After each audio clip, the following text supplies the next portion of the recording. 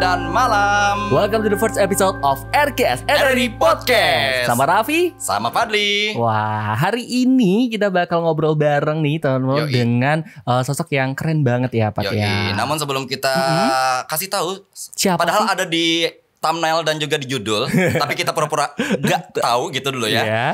Kita bakalan ngobrolin dulu sebelumnya tentang dunia film rap. Oh iya, ada apa tuh, Pak?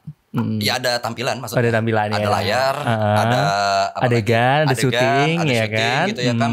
Ada jokes bapak-bapak mungkin. Itu Anda ya, Bapak ya. Ya maaf ya, karena saya seleranya jokesnya bukan jokes anak muda lagi Iya, ya. karena Anda sudah tua ya, Bapak ya. Makasih ya. Kelihatan dari suara, tapi tampilan muka oke lah. Iya. Tapi kalau buat yang lagi dengerin di Spotify, Apple Podcast yang buat audionya doang, kayaknya ngedengernya kayak tua ya berarti ya. Iya, soalnya saya serak-serak gitu ya. Ya katanya misi kayak apa ya, mirip kayak cakrakan. Waduh, iya deh, terserah ente saja ya. Oke. Kita pakai sepakatin nih, pakai kata aneh, saya, gue, elo, nyawa, unda, ikam, aku. Bagaimana kalau kita campur-campur aja? Baik. Ya, semana enaknya gitu ya. Yoi, benar sekali. Jadi kita sepakati di episode perdana ini kita memakai seenaknya saja. Iya. Dan tadi soal ngomongin film juga, apalagi kita ngomongin soal industri film gak cuma internasional, nasional, tapi juga industri film di lokalan kita juga di Banjarmasin, Kalimantan Selatan ya. Apalagi sinias-sinias kita yang ada di Banua ya gitu ya, Kalimantan Selatan. Wah itu levelnya udah kelas wahid gitu ya bro ya. Kayak udah beda dengan yang dulu-dulu gitu ya kan. Dan kita juga sekarang sudah bersama ya Pak Dia dengan salah satu pelaku industri film dan juga mungkin gak cuma industri film aja tapi industri kreatif secara keseluruhan nih ya. Benar sekali karena Doi ini merupakan lulusan seorang yang bergerak di bidang look lah gitu ya kan. Rupa visual ya gitu kan look lagi. Ya, apa? Ya kan biar bahasa Inggris bro. Biar keren bro. Ini didengerin bukan cuma di Indonesia bro, di mancanegara. Amin. Pede aja dulu ya. Mungkin langsung kenalin aja Pak De dengan siapa kita? Ada Siti Musalama. Halo. Halo. Ini kalau di tulisannya dia ada di WA gitu ya, ST Musalama. Itu ST itu apa? Siti kan benar kan ya? Siti. Ya? Cuman di akta itu kan ditulisnya udah ST. Jadi kalau ditulis Siti salah dong semuanya. Bentar, ST juga di akta. Iya, aktanya ST. Jadi nggak boleh ditulis Siti, harus ST juga. Oh, berarti ST Musalama namanya. Iya. Sebenarnya cuma supaya lebih enak jadi Siti ya. Saidati sih. Saidati. Saidati. Salah lagi. Enggak, kan Siti itu Saidati. Oh, gitu. Oh iya benar sih, benar. Kalau di Martapura ya kayaknya benar-benar ya. Saidati ya maksudnya. Saya bukan orang Martapura nih Bapak ya. Mohon maaf saya kalau tidak tahu. Kalau Anda orang Martapura kok tidak tahu. Bentar gue pusing. Bentar. Jadi ST itu Siti tapi panggilannya gitu ya kan. Siti. Di akta ST. Iya. Tapi aslinya Saidati. Iya. Nah, benar gitu. Jadi dibacanya Saidati Musalama. Terserah sih. Enaknya sih Siti. ST. Kan biar nulisnya juga ST. Iya benar ST. Oke, tapi panggilannya bukan di antara tiga itu kan? Bukan. Apa panggilannya? Musa. Oh. Jauh banget. Iya, maksudnya kita ngebahasin ST-STan, ternyata Musa juga dipanggilnya. Musa. Halo Musa, gimana kabarnya? Alhamdulillah masih sehat, masih berdiri. Masih waras juga ya. Berdiri ya dia? Turun. Katanya berdiri tadi. Bukan dong. Diri. Bukan dong, itu duduk dong. Enggak. Sebelum kita bahas nama dulu deh bentar. Akta emang boleh kayak disingkat kayak gitu ST? Itu urusan yang bikin akta dong. Iya. Itu sama orang tuanya tanyain aja sama orang tuanya. Aduh, kok protes sih? Orang tua siapa? Aduh. Kayaknya yang bikin aktanya mager deh. Oh iya, iya, makanya kayak kan ketik nih, udah deh ST aja deh, tik musalamah gitu ya kan. Ternyata sampai ke sekarang kepake ya kan. Di jasa ST juga. Gak bisa diubah lagi dong. Udah ST. Semuanya harus ST. Kecuali Betasmiyah kalau kata orang. Gak ngurusnya ribet banget Kak. Ke Capil dulu, kemana dulu. Yaudah deh lanjut Rap. Aku udah terjawab penasarannya. Oke, kita panggil dengan Musa hari ini teman-teman. Teman-teman Aircast ya. Welcome to Aircast sekali lagi buat Musa. Terima kasih. Di episode perdana Musa datang jauh-jauh, kurang lebih 100 kilo ya kalau nggak salah perjalanannya. Kayaknya lebih lagi. Lebih lagi ya. Iya. Kalau muter lewat Kalteng baru 100 Saya kilo. tadi lewat helikopter dulu. Itu kan. Terus kapal. Itu kan. Aduh. Habis itu kalau nggak salah ngumpulin bola naga juga ya. Waduh, iya. Ya kan ya. Masih kurang 2 sih tadi. Oh iya. Kalau nggak salah juga kemarin kalau nggak salah namatin seriesnya Tukang Bubur juga ya. Oh iya. Apa? Iya. Terus yang bikin siapa? Bapak saya. Makanya bapak saya yang kaji sekarang sudah aman. Alhamdulillah. Gitu ya. Oke. Fun fact-nya Rap ya. Apa tuh? Tadi ya kan di luar sana doi ini ternyata adik kelas aku gitu Adik ya. kelas ya. Wow. Sering makan buburnya di rumah aku. Langganan. Oh. Jadi aku kan ortuku buka rumah makan gitu, warung bubur dan batagor.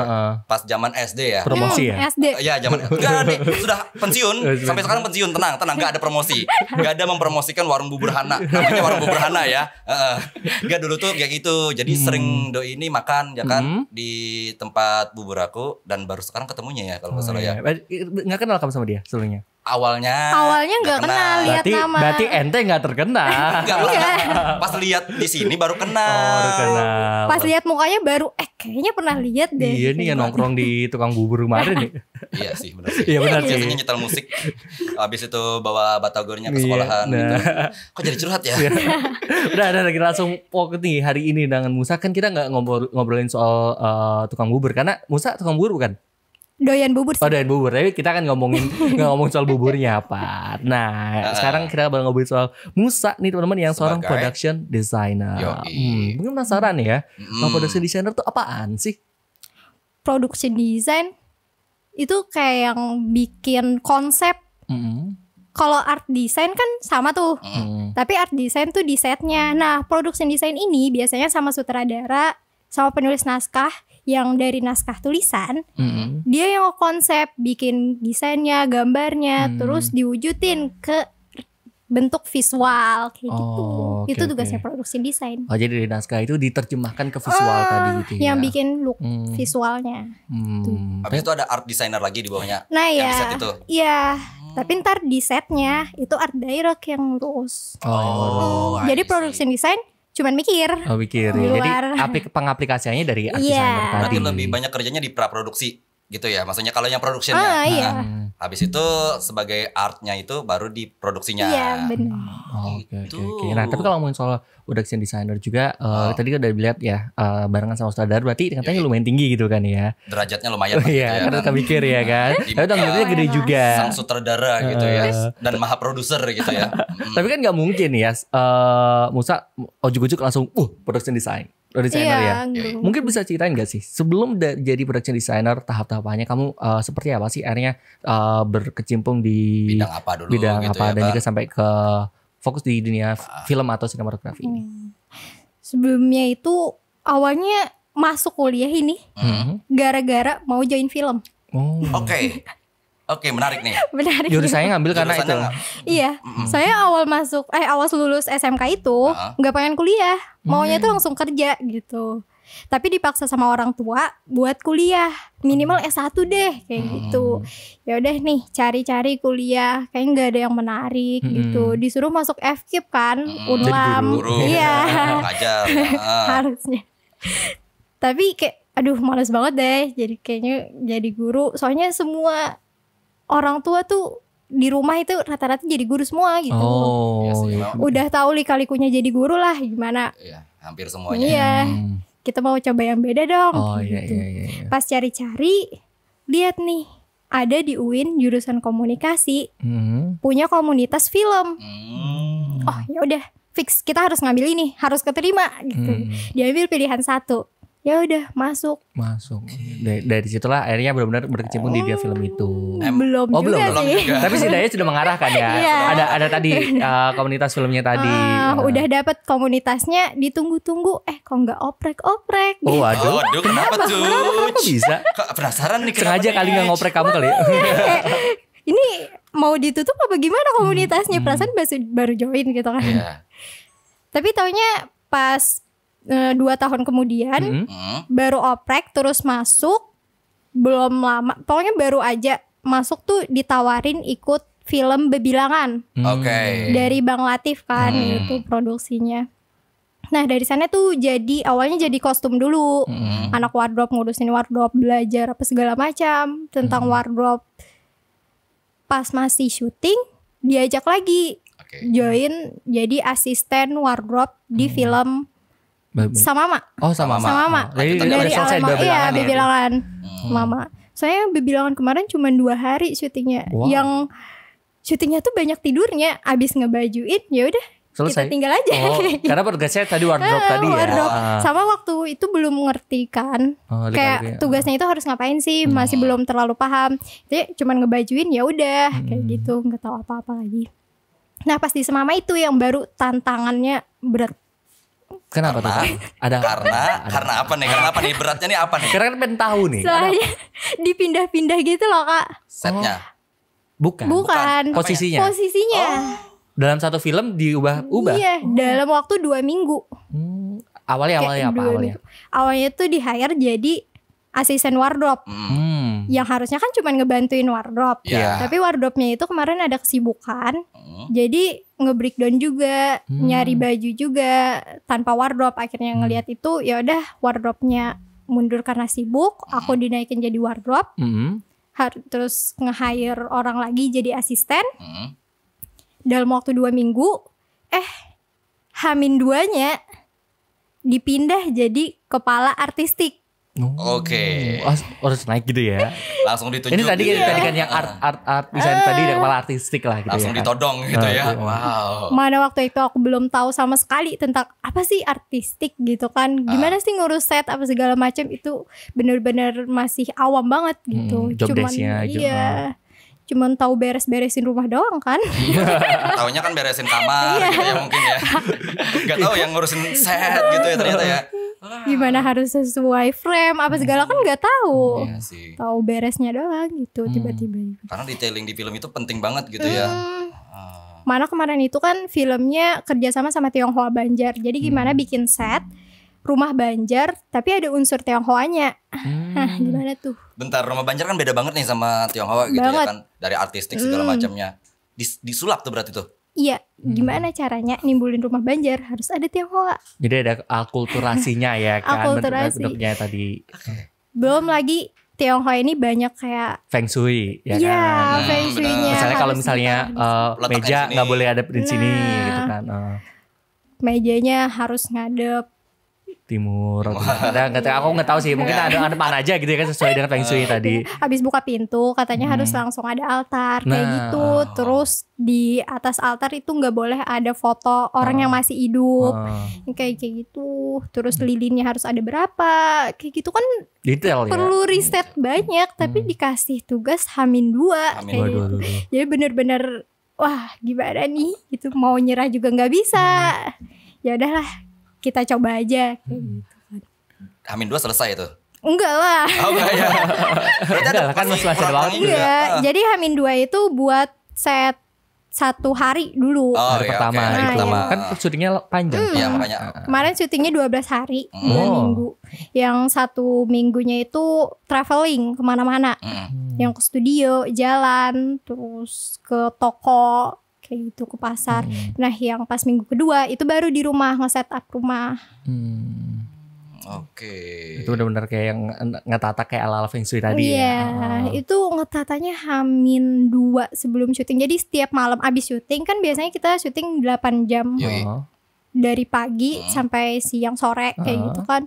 Tapi kadang juga sampai malam. Ya mau gak mau gitu ya kan, ngalong dulu ya. Soalnya kan ada beberapa hal yang nggak bisa kita hindari mungkin dari ketika syuting. Hujan. Hujan termasuk kayak tadi hari ini hujan banget pagi ya kan. Susah banget kan suara kalau syuting hujan. Nah, jadi biasanya habis pulang syuting balik ke rumah buat ngeset. Terus besok pagi balik lagi kita syuting, malamnya ngeset lagi. Jadi kayak dicicil-cicil gitu.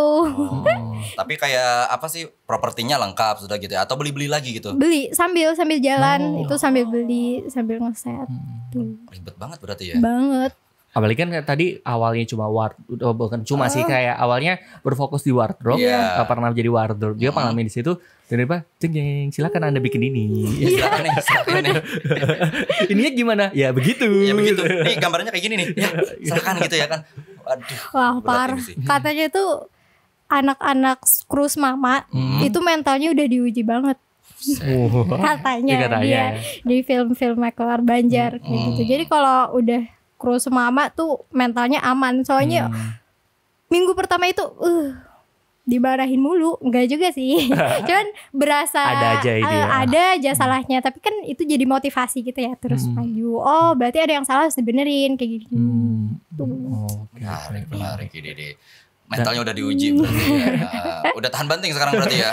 Jangan dibanting juga. Jangan dibanting dong. Bukan maksudnya secara harfiah dong. Ya. Tapi udah dilihat dari situ dalam waktu yang singkat Musa bisa mengadaptasikan diri dengan permintaan orang juga. Mau nggak mau. Makanya itu bisa berhasil ya kan. Dan juga hasilnya juga cukup memuaskan kan. Cukup memuaskan. Keren.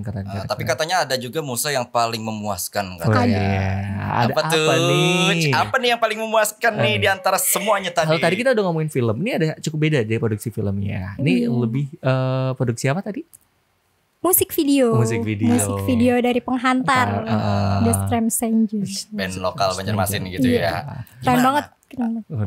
Kenapa jadi merasa puas gitu loh? Ya kan Raf ya? Tadi dulu puas, jadi posisinya masih di art director Art director dan megang semuanya juga.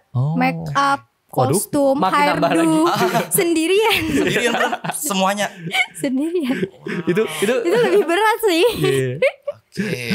Lebih berat tapi lebih menyenangkan, lebih berasa ya. Karena mungkin tadi bisa ngerasain semuanya, kayak handle ini gitu ya. Jadi berasa capeknya, berasa juga puas ya. Iya puas. Ngelihat hasilnya tuh puas banget. Karena berasa kayak nih usaha aku sendiri gitu ya kan, semuanya gitu ya, dan terbayarkan gitu ya.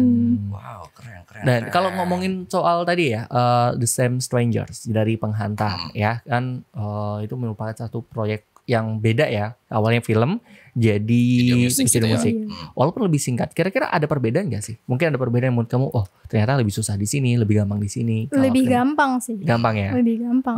Soalnya gak perlu bikin continuity lagi. Oh iya, karena kalau film kan 12 hari gitu ya. Ada continuity-nya. Kalau musik video kan ya udah sejalannya aja biasanya kayak gitu. Lebih singkat ke durasi berarti ya. Dan fun fact ya, Pak. Tadi kan udah dibilang ya, art designer tadi juga ngurusin soal wardrobe, hairdo, lalu makeup dan lain-lainnya. Ternyata dia juga ngurusin soal art. Benar-benar art kayak artworknya dari Strangers-nya Penghantar ya. Kayak yang di belakang kita gitu ya, artwork. Ya kan kalau di sini ada cover gitu ya maksudnya ya. Cover ya. Buat yang ngeliat di YouTube nih, diliatin di sini nih, di belakang kita gitu ya. Semoga ada ya, awas gak ada. Kelihatan nggak? Enggak, nanti di sini. Nanti editing. Langsung di kita kasih beban aja langsung ke editing. Nanti ada aja. Semangat Kak. Nanti di bawah sini ada juga tulisan sumbangan apa gitu ya. Nah, di bawah sini juga. Terus nanti di atas ini ada logo-logo macam-macam. Terus juga nanti masking juga di bawah. Nanti ada gambar pantai. Itu editing ya nanti ya. Nah, itu tenang, editing nanti. Nah, tapi kalau ngomong soal tadi ya, kamu yang bikin hampir semuanya tadi. Kepengen gak sih untuk makin berapa ya berinovasi berkontribusi di dunia film. Soalnya kan mungkin tadi kamu cerita kayak ini kerjanya dipindah-pindah terus akhirnya banyak nanggung jawab, capek tuh apa yang akhirnya mempengaruhi pendapat kamu soal film, gak tau makin tertarik nih? Makin tertarik sih. Cuman buat sekarang masih sekedar hobi. Hobi ya. Semoga nanti bisa ada jalannya supaya menjadi mencari cuan, iya kan? Cuan juga, cuman itu kayak bonusnya aja buat sekarang. Iya, bonus sekarang. Nanti kan lebih fokus gitu kan satu-satu banyak. Siapa tahu nanti bikin film barengan sama Hanung Bramantyo. Wah, amin. Ini semester berapa deh? Semester 8. Semester 8 sebentar lagi lulus kan bisa langsung. Pak Hanung ini ya, ini Pak Hanung atau misalkan CV saya, portofolio saya gitu ya. CV udah keren nih ibaratnya kan. Wah, langsung di ACC Mas Hanung ya. Oke. Mas Hanung udah nonton ya. Amin. Tapi ngomongin juga ya sama Musa nih. Kan sebagai perempuan, nggak bisa dipungkiri kalau misalnya di dunia film itu mayoritas laki-laki cowok ya kan. Kasih tips dan trik dong buat para pendengar, terutama buat para wanita-wanita kuat yang pengen join di industri film tanpa harus kayak minder dan lainnya, ataupun insecure lah paling enggak ya. Emang ada ya yang insecure? Siapa tahu juga. Karena merasa kebanyakan cowok yang gabung gitu. Aku nggak ada temen nih misalkan gitu loh. Kayak jarang banget deh ada cewek yang mau terjun ke dunia film mikir kayak gitu. Saya mereka nggak bakal mikir gender lagi. Oh iya, karena saat setara gitu tadi ya. Ya walaupun emang masih dikit banget. Iya. Mungkin mikirnya kayak, aduh, masuk artistik nih berat, ngangkat beban. Kayaknya lebih banyaknya itu deh. Oh iya. Iya kan? Karena berkaitan properti ya. Kebanyakan artistik itu kan cowok. Baru ini yang cewek kayak gitu. Iya benar-benar kayak nge-handle dari semuanya tadi yang kamu bilang tadi ya. Oke. Wah. Itu. Memang tanggung jawab yang besar juga sebagai art director, production director juga. Visual itu tergantung art director tadi ya, dan juga production designer gitu ya kan. Kalau udah jelek, ya jelek semuanya gitu ya berarti ya. Kayak misalkan udah salah gitu loh, maksudnya dari mulai perencanaannya gitu ya kan. Eksekusinya jelek juga berarti filmnya gitu ya. Harus di konsep dari awal kan. Oh iya ini ribetnya. Aduh keren banget sih, ilmunya banyak ya kayaknya ya. Nah mungkin harapan kamu ke depannya mau di dunia film untuk Banjarmasin, mungkin nasional itu apa sih sebagai penutup pada hari ini? Ya semoga dunia film di Banjar makin dikenal, makin dilihat, sama makin berkembang. Saya sekarang udah mulai dilirik orang-orang luar kan. Udah mulai banyak film-film nasional yang join ke sini, masuk bikin film di Kalimantan. Semoga sampai ke internasional deh. Ya kan. Amin. Ya, semoga kamu juga berpartisipasi dalam produksi itu. Semoga masih di film. Oke, amin. Semoga nanti kita mendengar 5 tahun ke depan atau 4 tahun ke depan FFI atau Piala Oscar namanya director terbaik. Udah nongol ST gitu. Musalamah gitu ya. Saidati Musalamah. ST kan namanya ST Musalamah gitu ya. Nanti kepake ya kayaknya ST Musalamah nanti ya mungkin ya. Gak apa-apa. Oke, thank you banget buat Musa dan teman kita pada hari ini di episode pertama Aircast ya. Semoga kita nanti bisa ngobrol lagi di produksi dan juga mungkin dari film-film barunya dari Musa sendiri kita bakal tunggu ya. Semoga aja banyak dapat cuan nanti ya. Amin. Oke, thank you Musa. Dadah. Dan buat teman-teman semua yang lagi dengerin atau lagi nonton kita, jangan lupa untuk saksikan dan dengarkan Aircast untuk episode pertama dan episode kedepannya. Pokoknya tungguin aja kita. Aku Raffi. Aku Fadli. Pamit undur diri. Dadah.